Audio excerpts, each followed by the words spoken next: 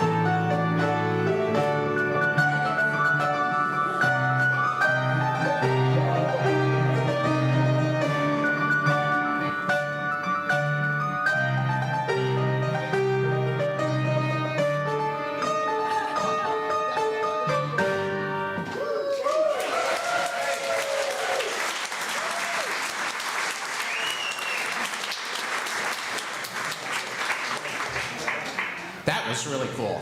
All right, well, please join me in our opening litany.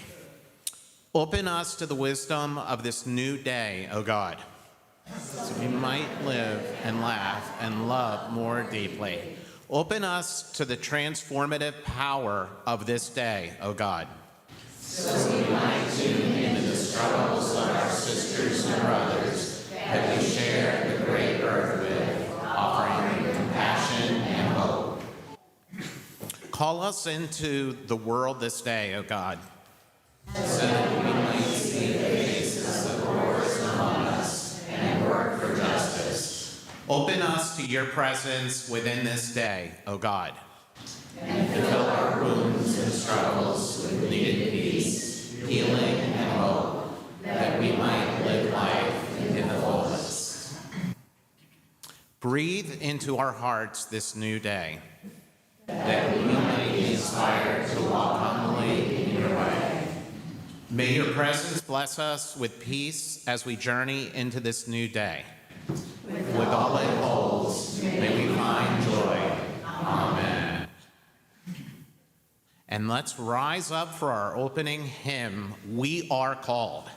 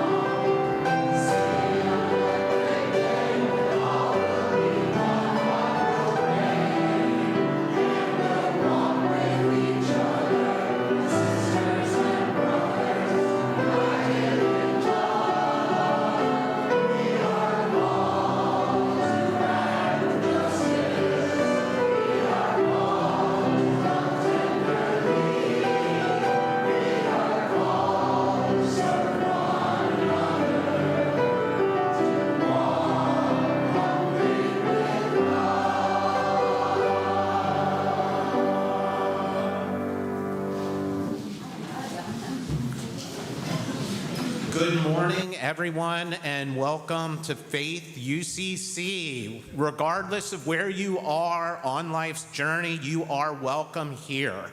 And in the spirit of Austin Power, some of you I know, and some of you I'm meeting for the first time. So it's actually Austin Powers yesterday, still kind of on my mind. But for those who are here for the first time, we do have a book in the foyer, and you can sign that. That way, when we have things going on here at Faith UCC, you'll be aware of the activities. We have a newsletter that comes out every couple weeks, so we would encourage you to please sign that, and that way you'll know what's going on here.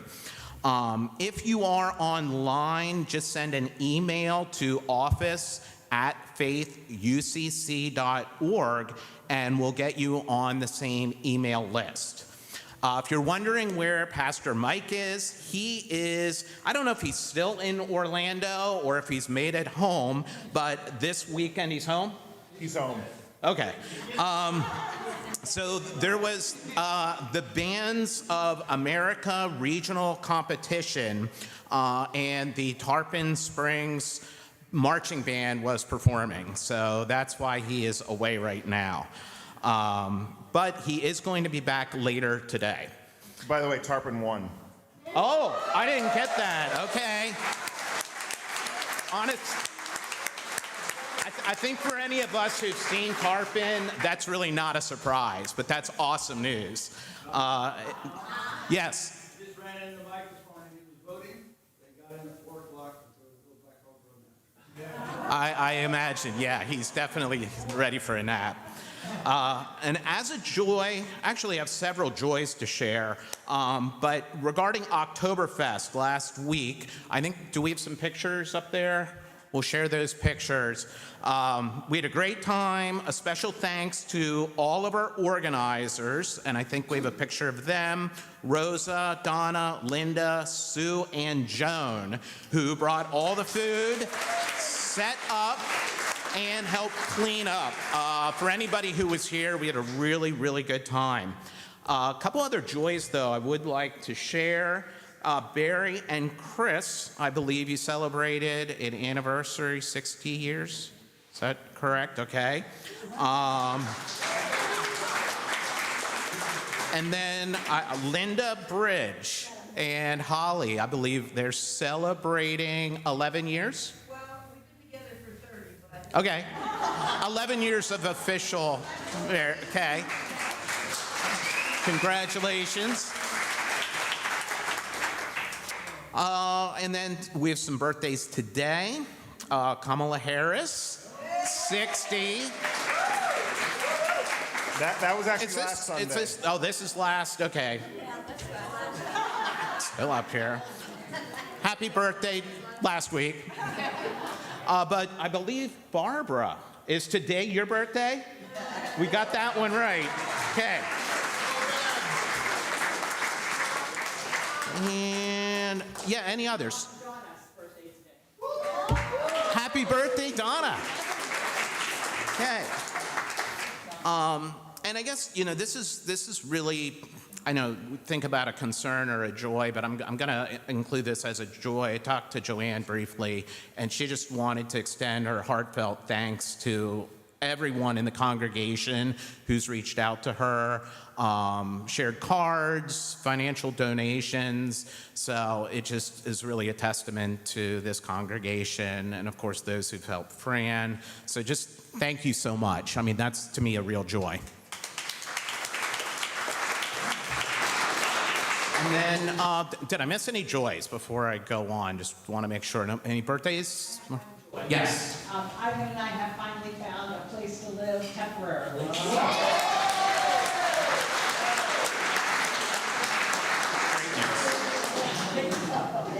Thank you. Great news. And I think then at this point, I'm going to turn this over to Linda, who is going to share a moment regarding stewardship. So, Linda?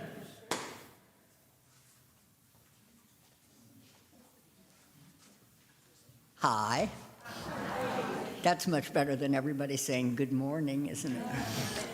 I haven't been a member of this church as long as many of you have. I started attending right after the church opened after COVID. And the first time I came here, I thought, wow, this is kind of an awesome church. I think I'll come back. And so I came back, and I came back, and I came back. And I realized that this church is what I've needed in my life for over 70 years. And it took me a long time to find it, but yay, I did. And I can see from the faces when I sit up here looking at all of you that you feel the same way about this church. This is the place you need to be. But we also need to realize that the church needs us. They need us to do their ministries, they need us to attend their activities, and they need us to pay for things. So I'm here to talk to you about paying for things. This is the beginning of stewardship season. You all got your pledge cards in the mail, and I hope a lot of you brought them back today, and if not today, we'll bring them back next week. The thing is, we have a lot of things that need to be done around here. The normal paying of bills. That happens every month. We all know how much that's going to be. But other things come up, like we talked about the driveway out here, or the circle drive. Lots of things that we'd like to do, but notice this year we're coming up with a shortfall, so it's not easy to do those things. One thing that would make it much, much easier to plan for those things is if we had 100% participation in giving pledges. If every one of you don't have to do a big pledge, just do what you think you wouldn't miss. And you know, there are lots of things that we do with our money that after we do them, it's like, oh, why did I even spend that money? Well, instead of doing that, say, oh, instead of doing something foolish, I'm going to give this money to the church. I'm going to pledge this much every month to the church. If you go to Starbucks every single morning, try just going twice a week or 3 times a week and put the money you save aside to give to the church. It's really important when we are in a place that we need so much to realize that they need us, and we are going to give our full support. Thank you.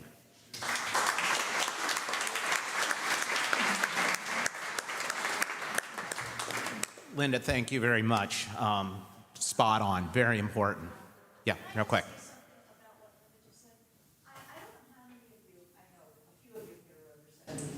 And you have a required minimum distribution that you have to take out of any money you put away. And one of the things that I thought of this year is we're living without that money.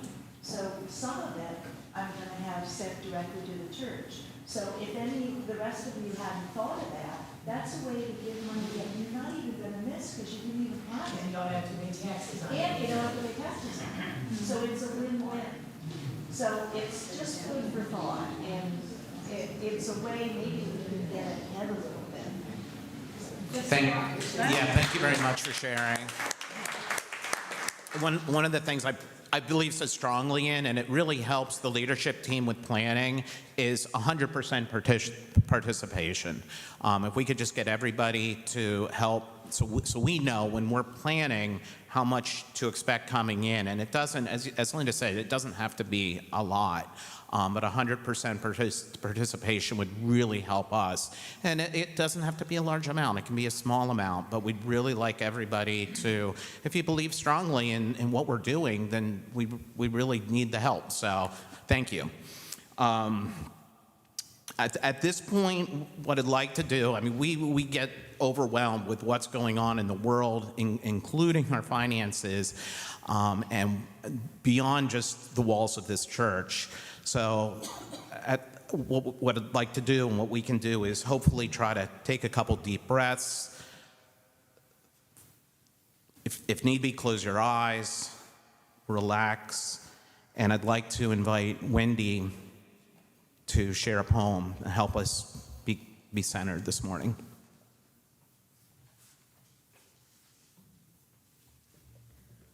Hope. Now is the time for hope. Hope is a crescendo in a symphony of sound. Hope is a sparkle of light in the dark. Hope catches the nuances of our dreams. Hope is our faith in the infinite of mystery. Now is the time to wait for hope's possibilities. Now is the time to face hope's challenges. Now is the time to proclaim hope's wonder. Now is the time to help our children delight in hope's future.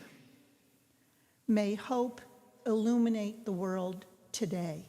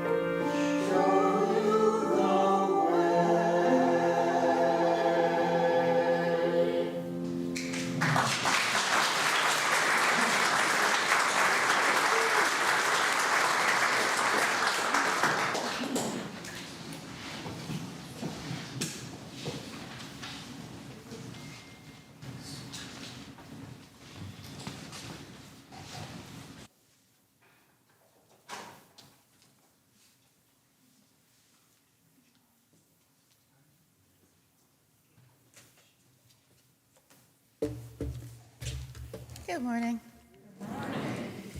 Today's reading, Luke 9 through 14.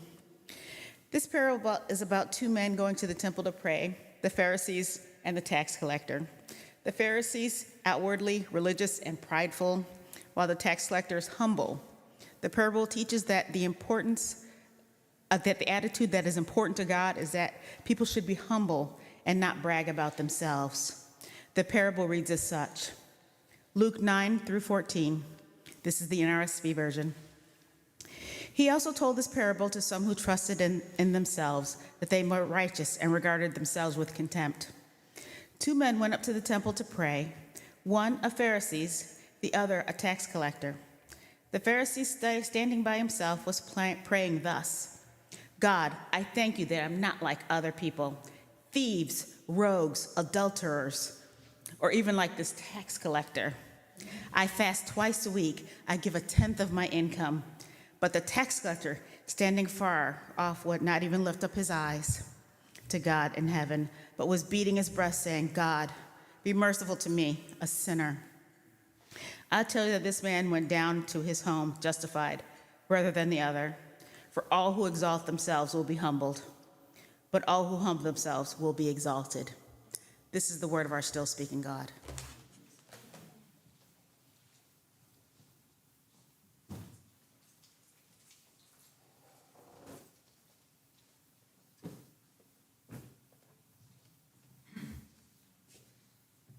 Good morning. So last week, Mike and I were having a discussion, and he happened to mention that he was exhausted. No surprise after all that he's been through with 2 hurricanes and a bunch of parishioners who needed extra help.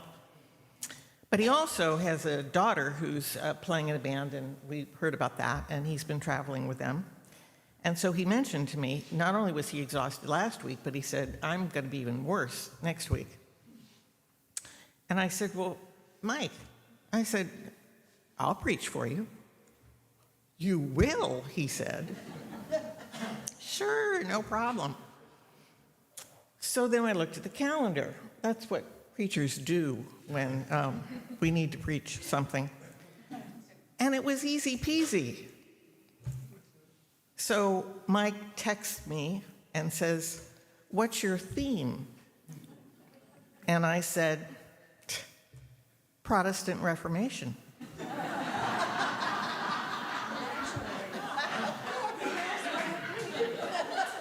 What were you thinking? So when I said Protestant Reformation, there's crickets on the other end. A couple days later, Wendy called. Mike had seriously called in the big guns.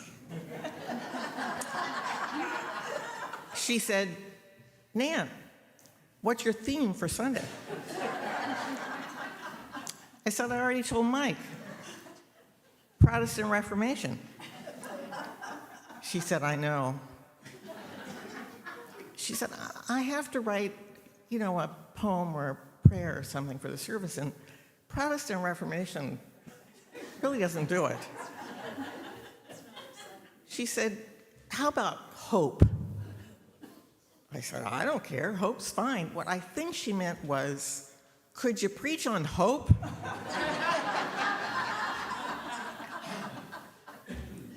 I'm undeterred.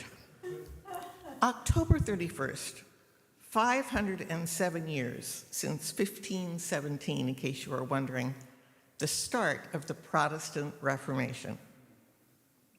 When Martin Luther nailed his 95 Theses to the door of the Castle Church in Wittenberg, Germany, it was Luther's act that caused the initial furor that resulted in the Reformation. Reformation Day is most often observed the Sunday prior to October 31st. That would be today.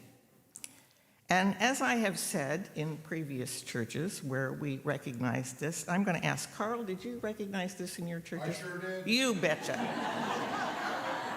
You betcha. All right. What I used to say is, this is the day when all Christians gloat. Because it's only right and fair that today's text speaks very loudly to those who choose to believe that we have the only right for the approved way to God. The Pharisee in the story could very easily be the one we most criticize, but also the one most like our Christian church in our appraisal of the rest of the world's faiths. Oh God, I'm so glad I'm in the right and the rest of the world is in the wrong. Does that sound familiar?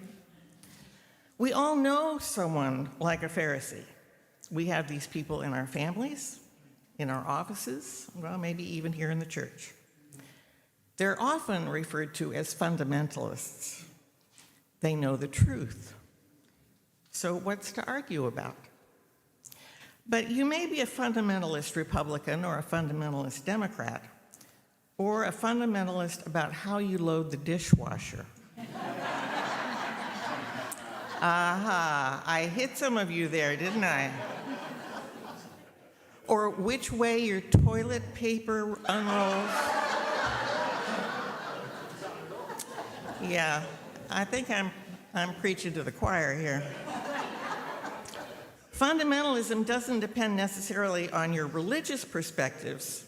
You can be a fundamentalist about how you take care of your car, or whether or not you'll eat certain things. So let's see a show of hands. How many of you are fundamentalists? So a Pharisee believes he or she is better looking, better educated, I know the right way, better equipped, well, just plain better. I'd like to think, however, that I'm a lot less of a Pharisee the older I get. Because perhaps the older we get, the more we realize how vulnerable we are. Because let's face it, it's hard to be arrogant and proud when you can't remember where you parked your car in the grocery store parking lot.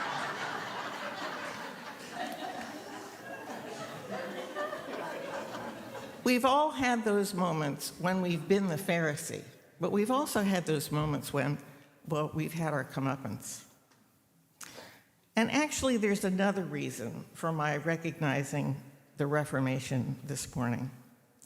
It's because of an event in my life that, frankly, I'd like to forget, but I can't. It centers around this Sunday, the Sunday of the Reformation. And me being a card-carrying 100% Pharisee, self-righteous to the core. It happened like this. My ministry, many, many years ago, was just a few miles from the Philadelphia Theological School. I had many friends and colleagues on the faculty and the staff. A few attended my church. Now, I didn't attend this seminary being a West Coaster. I hailed from Berkeley. I was much better than them. But one day, I got a phone call from the administrative assistant to Professor Robert Tolbert. And I'm sure that name doesn't mean a darn thing to any of you, but Professor Tolbert taught at the seminary and was a renowned church historian. The text that was used in his class was written by him. Professor Tolbert, I was told, had been called away to a conference. And his administrative assistant wanted to know if I would teach his class. What? The first thing I thought was, well, honey, you got the wrong number. I wasn't qualified to teach how to make a sock puppet. And I really hoped that maybe what he wanted was for me to share my 25 favorite church potluck recipes. I wasn't anything about church history. But I gave a reluctant, well, yes. And then the question was, well, what to teach? And I asked the administrative assistant what was in the syllabus. And she said, well, it's the middle of October, and the day that you'll be teaching is the closest to October 31st. Protestant Reformation. Why don't you teach about the Protestant Reformation? Oh, okay. Now, let me tell you a little bit about Professor Tolbert. You see, at this point, I began to count my advantages. You see, I didn't have his educational tickets, but Professor Tolbert was renowned for being boring. He was less exciting than watching paint dry. It was well known that you needed a double espresso just to get through his 1-hour class. But me? Well, I'm enthusiastic, energized, funny. I could teach. I'd be great. And this class, they would never forget my teaching the Protestant Reformation. So in order to prepare for all of this, not only did I study up, but I bought myself a new suit, a new pair of shoes, and I got myself a haircut. I could do this, and I was going to look fantastic doing it. So the day of the lecture, I showed up at the seminary and was met by a member of the faculty and showed to the room where I would be teaching, and there were somewhere between 20 and 30 students. And I began. And I was fun and energized and funny and enthusiastic. And I noticed they were laughing. They were smiling. I had them in the palm of my hand. I even noticed that when I wasn't trying to be funny, when I was trying to be serious, they were smiling and laughing. Boy, am I good. Oh well. So when the class is over and everyone is still smiling and laughing, I shook hands with every member of the class, and these are the comments. Oh my gosh, was that memorable. That was awesome. I'll never forget it. Wow. I don't have anything to say. Interesting.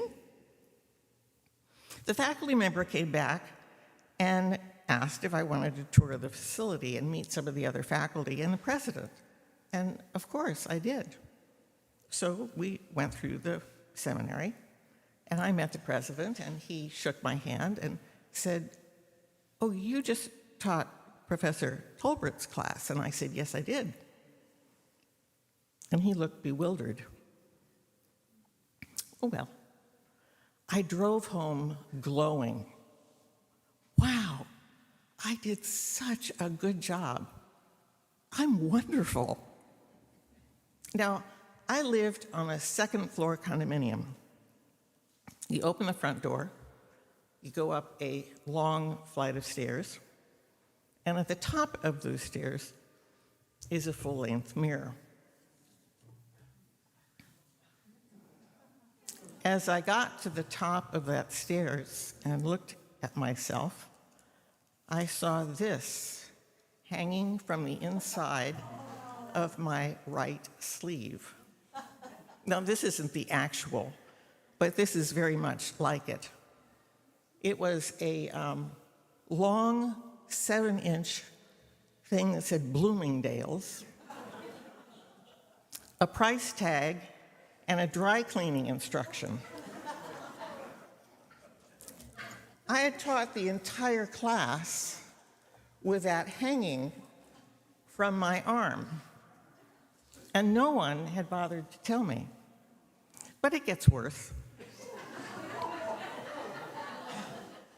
When I went into the bedroom and took off my skirt, just above the kick pleat was a square in hot pink that said, "This garment inspected by number 42.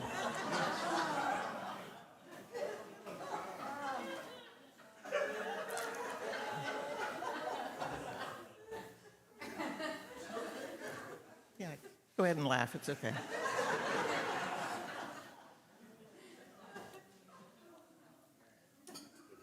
I was the Pharisee. If there's a moral to this story, it's just when we think, oh, how wonderful I am, we find out that we can be the Three Stooges all by ourselves. Now, the question is, what would you do if you come home and see that you have these tags hanging from your suit and you've made an utter fool of yourself? And the answer is absolutely nothing. But I couldn't go back to the seminary and say, hey, I didn't know that they were there. Although that incident was more than 35 years ago, I still blush to think of it. The Protestant Reformation holds a special place in my heart. Not a particularly good place, because today I know that somewhere in America there are pastors who graduated from Philadelphia Theological School who have the best sermon illustration ever about the theological mini pearl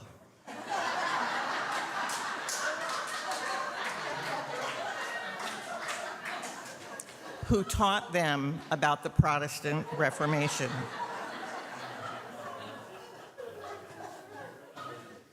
I suppose there are worse things to be known for. Amen.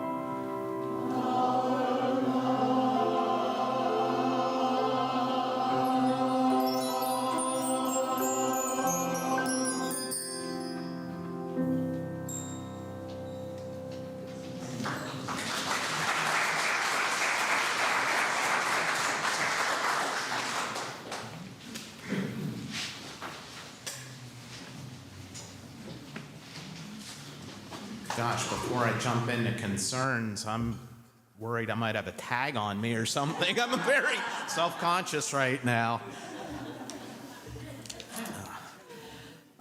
But we do have some more serious concerns. I did get word from Fran this morning. Doris Abad was released from the hospital Friday evening. She's been diagnosed with, try to pronounce this correctly, myasthenia gravis. And from what I understand, that's a very serious illness. So please keep Dolores in your hearts and prayers and concerns. See if we have any other concerns. Don't know that any were shared. Does anybody have some concerns that they'd like to bring forward at this time? No one in particular. We do have a prayer, and then I am going to move in after that to the Lord's Prayer. We have a special rendition that we can all share together. So, you do have a joy? Okay, we missed a joy earlier. Michelle, those beautiful voice in the choir is back with us. Yes, that's a huge joy. Yeah, thank you. Yeah, okay. Dawn Jablonski's father is out of the hospital now. Oh, good. Okay. Thanks for sharing, Tom. Yes, Lori. We've got a total of 270 pounds donated to Dunedin Cares this week, so thank you everyone for your generosity. That's an ongoing joy for us, so thanks for sharing. All right, well, let's move on to the pastoral prayer. Oh, I guess that's not on the screen. Okay. Spirit of love, source of all life, we come before you with hearts both heavy and hopeful, aware of the pain in the world of suffering, loss, and injustice. We lift up those who struggle in silence, who feel unseen, unheard, or abandoned in their hurt.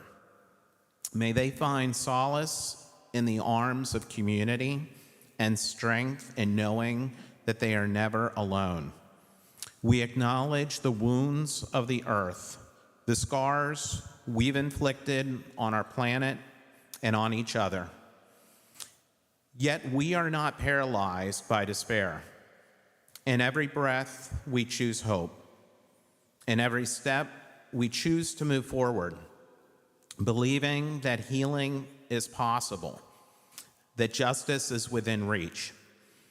Grant us courage to speak out against injustice, to stand with the marginalized, to face our own fears and brokenness. Let us not turn away from the pain, but meet it with compassion and fierce love, knowing that transformation begins in the embrace of truth. And may we also know joy, deep, abiding joy that defines the weight of the world. Joy in the laughter of children, in the beauty of a sunrise, in the simple moments of connection with one another. May we be reminded that joy is an act of resistance, a light that cannot be extinguished, even in the darkest of times. Help us to be people of radical hope, builders of a more just, loving, and inclusive world. Let us embody the change we seek, walking together with humility, courage, and grace.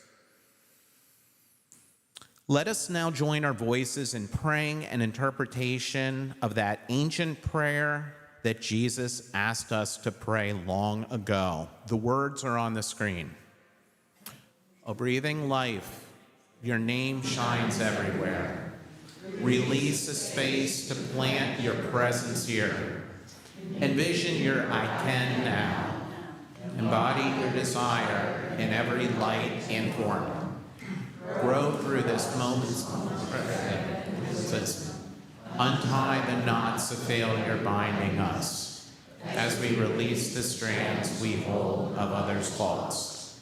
Help us not forget our source yet free us from not being in the present. From you arises every vision, power, and song. From gathering to gathering, amen. May our future actions grow from here. Okay, we do have a few announcements. The poinsettia order forms are due today. So if you haven't had a chance, they are out in the foyer. Please, today, make sure that you sign any. We do want to have those for our holiday season coming up. I speak for myself. I have not paid yet, so you do not need to pay today, but we need the forms collected. Also, next week, we are going to have the Day of the Dead boxes. So that's just a reminder to bring those. It's a little altar honoring those that you may have lost and loved. There's some examples, I think, on the screen. They can be as simple as a picture, a shoebox with a picture, some things that your beloved deceased enjoyed in life, and then we'll spread those around the sanctuary and gathering space for people to visit. And then I think we had mentioned last week, Fran is taking a leave of absence. There is an article in our newsletter, but as you know, both Fran and Ivan are going through a very difficult time, and they've lost so much. I'm glad you shared the good news, though, as far as some temporary housing. That's good. The leadership team, of course, fully supports Fran in this time so that they can put their lives back together. And we, of course, wish Fran and Ivan peace. And then, I guess before we move on, I would like to invite Natalie to join me up front.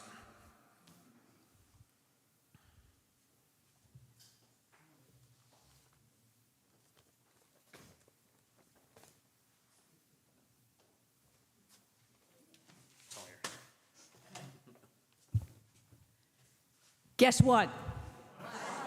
Christmas is coming. If you all remember correctly, last year we did an adopt a family through HEP. And I will tell you that it's not an easy task. It is something that takes a lot of time, a lot of effort, a lot of organizations. So when I talked to Fran last week, and we were talking about how to get it done, and she did a lot of work that I am definitely not capable of, because I'm a happy-go-lucky kind of person who is not administrative. So this is what I thought we would do. I looked over the sheet yesterday, and we have other options that are a lot more simple. One of them is gathering as many gift cards as we possibly can, turning them over to the parents of whoever we decide to give this to, and I'm going to reach out to Madeline Stone, who is the coordinator of all this, and I'm going to ask her the best way to approach this. And as long as everybody in this congregation is on board with me, that's how we're going to do it. Anybody have an objection to that?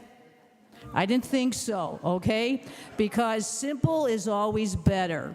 So more information will follow briefly after I talk to Madeline, and I will get it to Mike in the newsletter as quickly as I can. Thank you for listening.